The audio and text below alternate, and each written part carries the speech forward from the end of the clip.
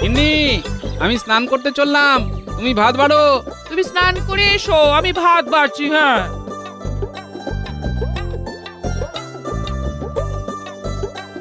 কিরে, কি হলো?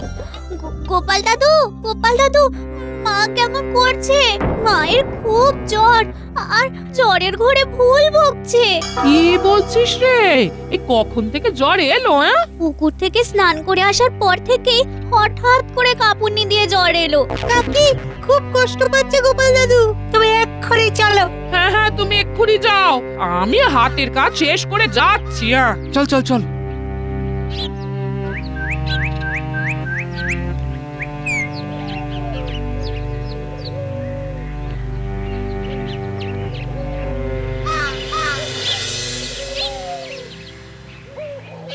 কোথা থেকে কি যে হলো এই কিছুই বুঝতে পারছি না।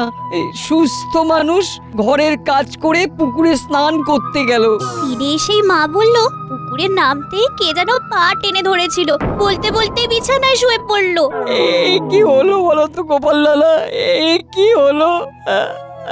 আরে দাঁড়াও দাঁড়াও, কিচ্ছু চিন্তা করো না, আমি রাজসভায় গিয়ে রাজবৈদ্যর সাথে কথা বলছি। পুটি, ন্যাপলা, গুলটে, তোরা তিনজন আমার সাথে চল, আর এই ট্যাপা পুচকে ঘরে থাক মায়ের কাছে।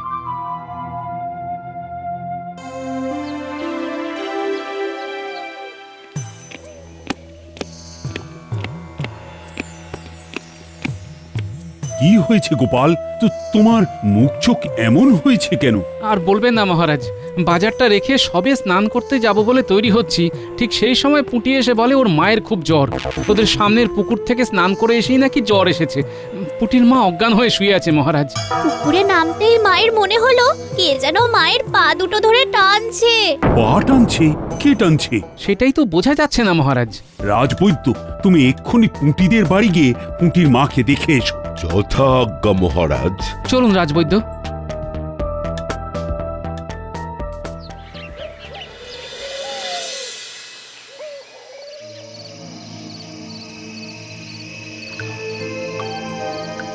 ও হো, কি গরম রে বাবা। হ্যাঁ না, এই সন্ধেবেলা একটু এই পুকুরে গাটা ভিজিয়ে নি, আজ বড় গরম।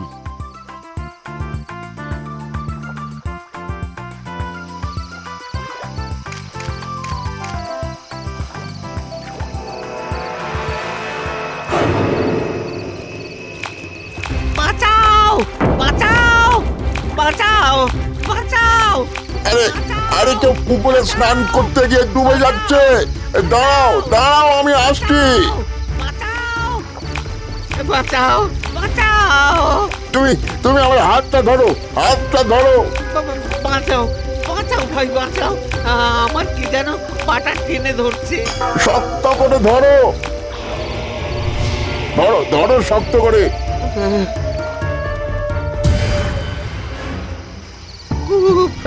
খুব মাথা ঘুরছে, শরীর শরীর অবশ হয়ে যাচ্ছে।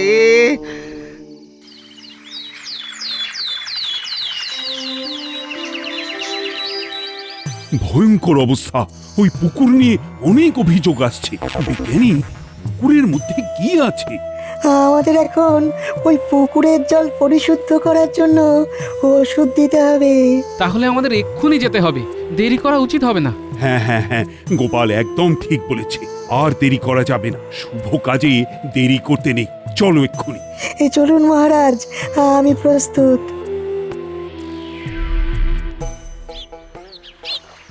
কি হচ্ছে কে জানে? কি যে হবে কিছুই বুঝতে পারছি না। মহারাজ আসছেন, মহারাজ আসছেন, পুকুর দেখতে আসছেন। মহারাজ কি হবে? আমাদের কি হবে? আমাদের কি হবে? আহ, তোমরা শান্ত হও, আমি তো এসেছি এই পুকুরকে তোমাদের ব্যবহারযোগ্য করে দেব। আহা, কোনো চিন্তা করো না বিজ্ঞানী, কাজে লেগে যাও। তোমরা চিন্তা করো না, এই পুকুরকে আমি ব্যবহারযোগ্য করে দেব।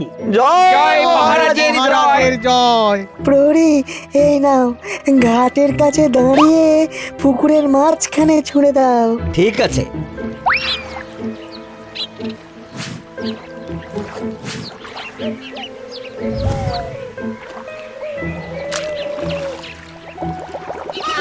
কি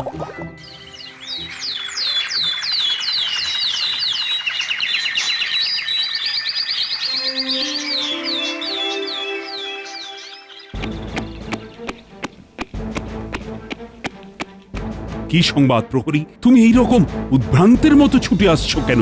মহারাজ মহারাজ খুব বিপদ। ওই পুকুরের জল ব্যবহার করে আরো কয়েকজন ভয়ঙ্কর অসুস্থ হয়ে পড়েছেন। সে কি? ও বিজ্ঞানী, তোমার ওষুধে তো কোনো কাজ হলো না গো। তাই তো দেখছি মহারাজ। গোপাল, এবার কি হবে? আমাকে একটু ভাবতে দিন মহারাজ।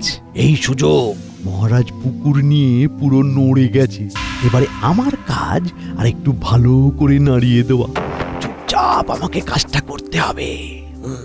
এক্ষুনি ঘোষণা করে দিতে হবে ওই পুকুর যেন কেউ ব্যবহার না করে। কিন্তু মহারাজ, এতে করে আমাদের সমস্যার সমাধান হবে না। ওই পুকুরের মধ্যে কি আছে সেটা আমাদের জানতে হবে। তাহলে এক কাজ করো, তুমি ডুব সাঁতার কেটে দেখো যে পুকুরের ভেতরে কি আছে। ছোট মুখে বড় কথা মন্ত্রী মশাই। রাজ্যের এই বিপদের দিনে আমরা সবাই যে যার সাধ্যমতো চেষ্টা করছি, কিন্তু আপনার থেকে তো কোনো পরামর্শ পাচ্ছি না। আমার মতে ওই পুকুরটা ব্যবহার অযোগ্য ঘোষণা করা। মহারাজ, আপনি সঠিক সিদ্ধান্ত নিয়েছে। মহারাজ, তাহলে একটা বিরাট অংশের মানুষের খুব জলকষ্ট হবে। আমাদের পুকুরটা সংস্কার করা দরকার মহারাজ। একটা বিকল্প ব্যবস্থা তো করতেই হবে। পুকুরে নামতে হবে, পুকুরের ভেতরে কি আছে সেটা জানতে হবে। সেসব পরে হবে, এখন পুকুর ব্যবহার করা যাবে না। মন্ত্রী, যাও যাও, ঘোষণা করে দাও তো। মহারাজ, বিকল্প ব্যবস্থা তো কিছু বলুন। কয়েকদিন কষ্ট করতে হবে, এছাড়া তো আর কিছু করা যাবে না। শুনুন শুনুন শুনুন, মহারাজের আদেশে মধ্যপাড়ার পুকুরটি ব্যবহার অযোগ্য, তাই ওই পুকুরটিকে বিপদজনক ঘোষণা করা হলো। ওই পুকুর কেউ ব্যবহার করবেন না। শুনুন শুনুন শুনুন। উফ, কতদিন যে এই জলের কষ্ট চলবে কে জানে। মন্ত্রী মশাইয়ের মতিগতি খুব একটা ভালো বুঝছি না। চলছে জিলিপি মাথায়, আগুন লেগেছে কথায়। আমার ওষুধেও কাজ হলো না। আমাকে সবাই খুব ভরসা করেছিল। এবার এবার কি হবে গোপাল? বিজ্ঞানী, আমাকে কিছু একটা করতে হবে, বুঝলে? তা কি করবে তুমি? চলো তো পুকুরটার কাছে যাই, আরেকবার দেখে আসি। এখন তো অন্ধকার হয়ে গেছে, এই সময় কি যাওয়া ঠিক হবে? এই সন্ধেবেলা বাবা, ভূতে মারবে ঠেলা। চলো তো দেখি কোন ভূতে আমাকে ঠেলা মারে। চলো, কি আর করা যায়, ভূতের হাতেই মরি হয়। ভয় পেও না সবার কবি, আমরা 4 জন যাচ্ছি। ভূত আমাদের 4 জনকে দেখে নিশ্চয়ই ভয় পাবে। আমি মশালের ব্যবস্থা করছি। হাতে মশাল থাকলে মনে স্বস্তি থাকে। শুনেছি আগুন হলো ভূতেদের মহা বিপদের অস্ত্র। অগত্যা।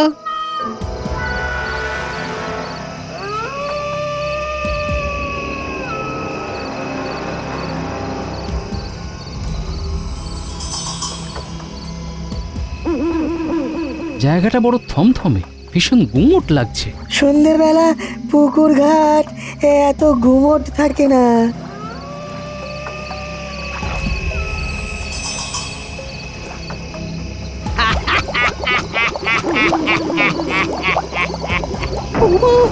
কার হাসি?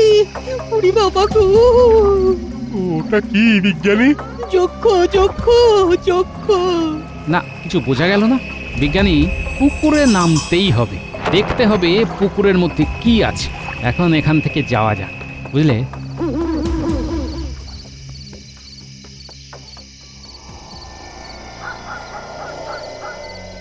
ওই বিষাক্ত পুকুর আমাকে একটা সুযোগ দিয়েছে বটাঘটা। কি রকম মন্ত্রী মশাই? ওই অঞ্চলে জলের খুব সমস্যা।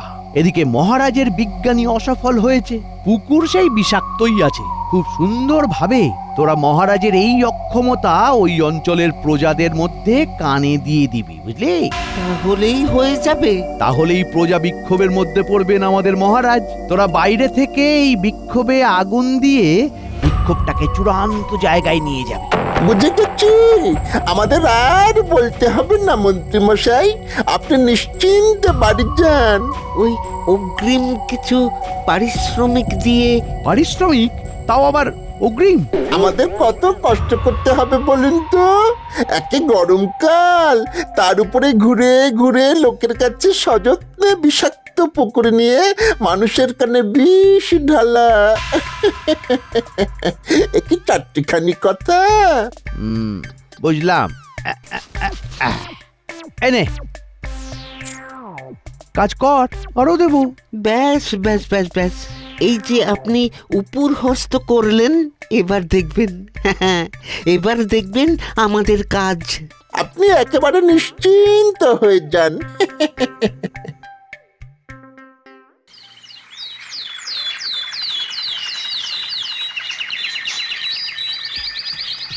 মহারাজ, আমাদের অবিলম্বে ওই পুকুর পরিষ্কার করতে হবে।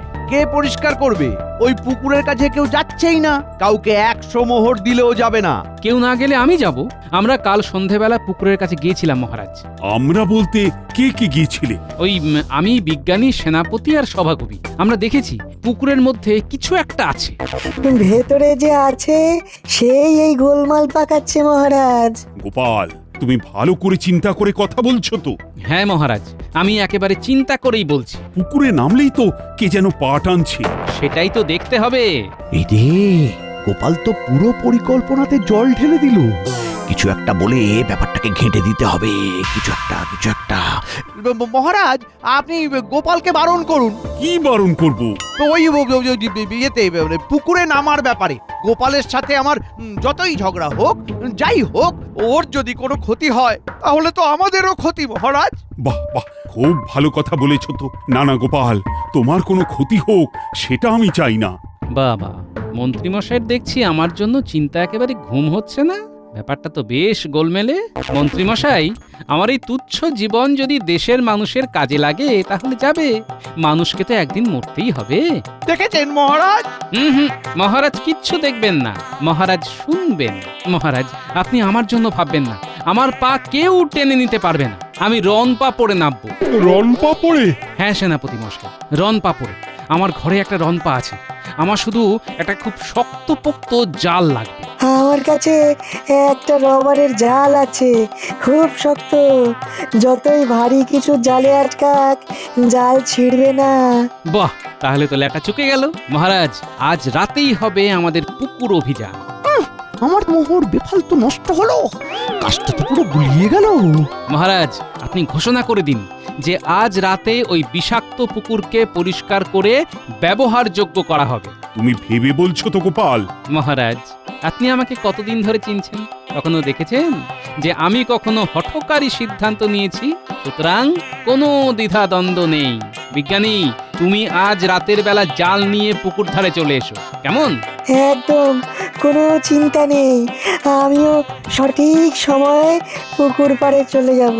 ব্যাস, নিশ্চিন্ত।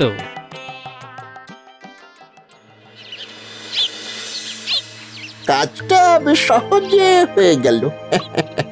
কাটা খায়ে নুনের ছিটে দেওয়া তো আমাদের প্রিয় কাজ। অশান্তি লেগে গেছে, আগুন জ্বলে গেছে। এবার সেই অশান্তির আগুনে মহারাজকে বেশ ভালোভাবে জ্বালিয়ে দিতে পারলেই ব্যাস। শুনুন শুনুন শুনুন, মধ্যপাড়ার ওই বিষাক্ত পুকুর আজ রাতে পরিষ্কার করা হবে। আমাদের সকলের প্রিয় গোপাল দাদা নিজ দায়িত্বে পুকুরে নামবে। মধ্যপাড়ার সকল প্রজাগণকে দুশ্চিন্তা মুক্ত হবার জন্য আবেদন জানানো হলো।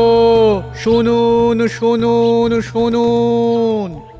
যা চলে, গোপাল তো পুরো জিনিসটাকেই গুলিয়ে দিল।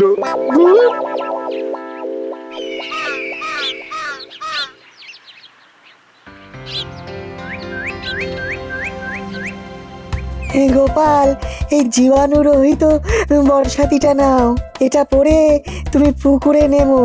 এতে তুমি যে কোনো জীবাণুর আক্রমণ থেকে রক্ষা পাবে।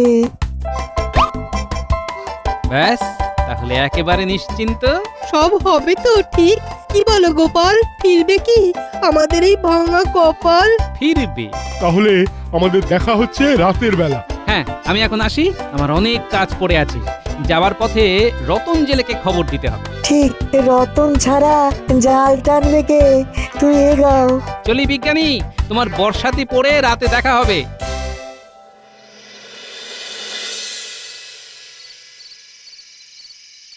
তুমি নাকি পুকুরে নামবে গোপাল দাদু? হ্যাঁ রে, একদম নয়, ওই রাক্ষসে বিষাক্ত পুকুরে তোমাকে নামতে দেব না।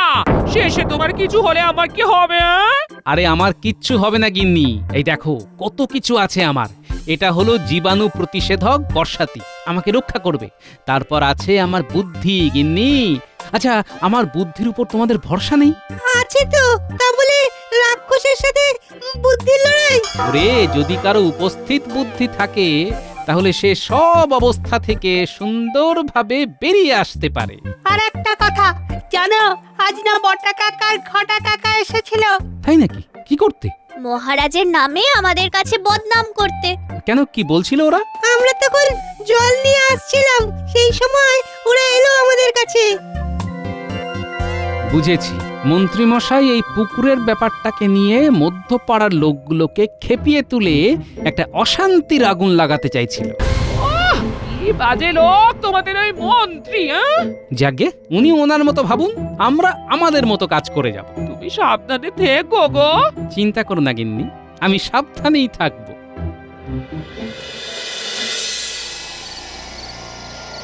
মন্ত্রীমশাই, খোলা জলে মাছ আর ধরা হলো না। কে কে কে কে কে ঘোলা জলে মাছ ধরছে? হ্যাঁ, ওই পুকুরের ভেতরের রাক্ষসটাকে বের করে সব কথা বলবো।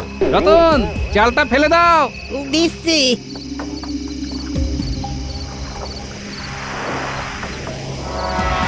মহারাজ, এবার নামছি। হ্যাঁ, দেখি কে আমাকে টানে। তুমি সাবধানে নেমো। চিন্তা করবেন না মহারাজ, আমি সুরক্ষিত, আমার কিচ্ছু হবে না। রতন, নাও, জাল টানো। টানছি গোপাল দাদা। আমাকে ছেড়ে দাও, আমাকে ছেড়ে দাও, আমি কিন্তু তোমাদের সবাইকে ধ্বংস করে দেব। কে তুমি? কেন আমাদের এই কৃষ্ণনগরের সরল প্রজাদের ক্ষতি করছো? বেশ করছি, বেশ করছি, আবার করব। ওরে বাবারে, এ কে রে? ভূত, ভূত। আমার অনেক ক্ষমতা। তোমাকে দেখাচ্ছি মজা। রতন, টানো, জোরে টানো। তোমার তো খুব সাহস। হ্যাঁ, তা আমার সাহসটা একটু বেশি বটে। তুমি আগে বলো এখানে কেন এসেছো? তোমার চাঁদ বদনটা একটু দেখি। বাবারে, এ কে? আমাকে আমাকে আর বেশি ঘাঁটিও না, ঘাঁটিও না। আমি তোমাদের সবাইকে শেষ করে দেব, কিন্তু আমাকে আমার মতো থাকতে দাও। তুমি আমাদের কেন কষ্ট দিচ্ছ? কেন? আমি এই পুকুরে বেশ শান্তিতেই ছিলাম, তোমরা আমাকে বাধ্য করেছো আমার শক্তি দেখাতে। আমরা তোমাকে বাধ্য করেছি? কি করে? এই পুকুরটা আগে বেশ ভালো ছিল, কিন্তু তোমাদের কিছু মানুষ এই পুকুরটাতে নোংরা ফেলে দূষিত করে তুলেছে। ভূত, আমি কিন্তু কখনো তোমাদের ক্ষতি করার চেষ্টা করিনি, কিন্তু তোমরা এই সুন্দর পুকুরটাকে নোংরা ফেলে নষ্ট করেছো। আমি বুঝেছি, আমি কথা দিচ্ছি আর কখনো পুকুর ময়লা করতে দেব না। বেশ, তোমরা যদি আমাকে কথা দাও পুকুরে নোংরা ফেলবে না, নোংরা করবে না, তাহলে আমিও কথা দিচ্ছি, আমিও কারো ক্ষতি করব না। আমি আজ থেকেই ঘোষণা করে দিচ্ছি, সব জলাশয়কে পরিষ্কার পরিচ্ছন্ন রাখবো। বেশ, তাহলে আমাকে মুক্ত করো, আমিও কথা দিলাম তোমাদের আর ক্ষতি করব না। আমার আর একটা প্রশ্ন আছে। বলো। তুমি নিরীহ মানুষের ক্ষতি কেন করলে? উপায় ছিল না, আমি তোমাদের জাগাতে চেয়েছিলাম, তাই নিরীহ মানুষকেই আমি লক্ষ্য করেছিলাম। তবে আমাকে শান্তি দিলে আমি সবাইকে শান্তি দেব, কথা দিলাম। আমরা কথা দিলাম আর কোনোদিনও পুকুর জলাশয় নোংরা করব না। বেশ, আমিও কথা দিলাম, আজ থেকে আমি তোমাদের বন্ধু হব। ও গোপাল, তুমি না থাকলে যে আমরা কোনোদিন জানতেই পারতাম না। সত্যি তুমিই হলে আমাদের ত্রাতা। এই পুকুরকে হাতিয়ার করে মন্ত্রীমশাই একটা নোংরা খেলা খেলতে চেয়েছিল। মন্ত্রীমশাই বটা ঘটাকে লাগিয়েছিল মধ্যপাড়ার মানুষকে খেপিয়ে তোলার জন্য।